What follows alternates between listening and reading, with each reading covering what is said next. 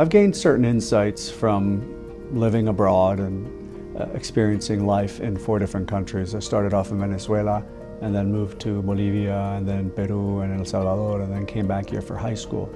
Each one of those countries, although they're all Latin America and they get lumped together by a lot of folks, they're all very distinct cultures, all with their own ethos and idiosyncrasies, and so getting wanting to be accepted and part of that culture with young kids who had been there all their lives was one of my primary drivers, and that led me to be able to read people, learn from people, and adjust myself to be able to succeed.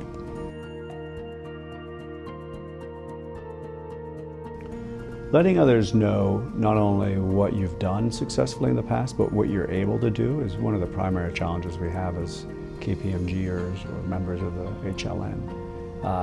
You have to really earn your stripes, and I recommend when people come to the firm that they learn to be adaptable, be able to take on different challenges, be able to take them with a smile, and learn from those experiences. And so one example was I was meeting with my PML, my partner, and he came to realize that I was fluent in Spanish, and we'd never asked, he never talked about it with me.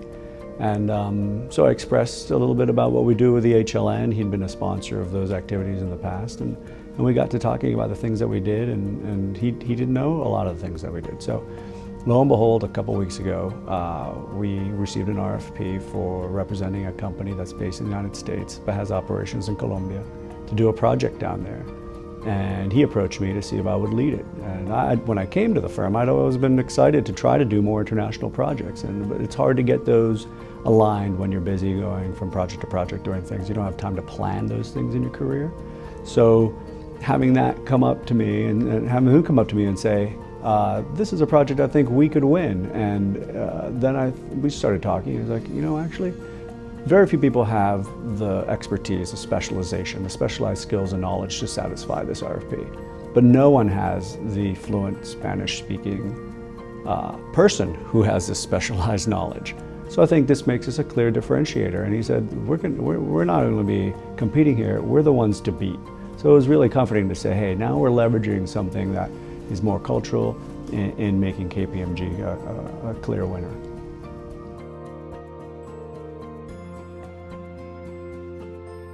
At this firm and in today's world, specializing in something very specific can be a long-term hindrance. If we become sort of typecast, then we're not going to be able to take on different opportunities, or people aren't going to be looking for us as team members for new things. So I advocate to all my mentees to listen to podcasts and participate in other things that might be available to them either through the firm or through outside industrial groups or something like that, to stay current with not only current events but evolving events, right? Things that are coming that they might be able to contribute to or might be interested in learning more about and might really be stimulated to join a team like that. Because you don't want to be left behind. El camarón que se duerme se lo lleva la corriente. And that we don't want to be caught asleep at the wheel. We got to be ahead of the times. So it was at one of those local action council events that I heard some people speaking Spanish in the background. I approached them. We realized we worked in the same office, different floors, agreed to have lunch, and they brought me into some of the Hispanic Latino Network activities. And since then it's been go, go, go, joining a mentor program, facilitating with the University of Maryland Alpha convention team. It's a debate team that does a contest. It's been great community building just for our local office, really getting to know people well.